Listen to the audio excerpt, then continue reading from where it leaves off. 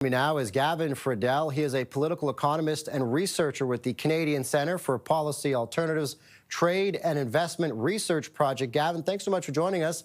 As we mentioned, the U.S. and China agreed to cut tariffs for 90 days. Let's talk more about the market reaction to this immediately. Right. Well, I mean, the market just went up in most of the major indicators because, almost to where things were back in January, not quite. It depends on where you look. And that's just basically because the U.S. and China combined are about over 40% of the world's economy. So what happens in these negotiations, they impact everything. Do you expect the markets to continue to show that positive momentum? Well, I think this is a bit of a recovery, so I think we'll see what happens in the coming months. One of the things that's often happening in this new world of trade negotiations with the Trump administration is that everything's always framed now with this 90-day window. So, I mean, I think this does represent a huge climb down on the U.S. administration, but at the same time, we have 90 days now, and I think things are unpredictable, so we'll have to see still where they still go.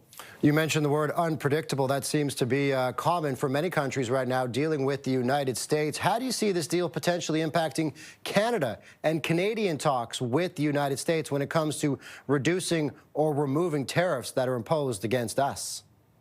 Well, I think it opens up some space for Canada. If you're going to start to make deals with China again, then I think it will open up the door to again making those deals with Canada. Although, again, things are very unpredictable. I also think that if a deal is struck with China in the long term, it also opens up some doors for Canada because Canada could have better trade relations with China than they have right now. And I'd say one of the reasons we don't is because of a lot of pressure from the U.S. So if the U.S. makes a deal with China, that maybe opens up more opportunities for Canada to have a deal with China. And I think it becomes even more of a hypocrisy not to have better trade relationships with Canada if those relationships with China ease up.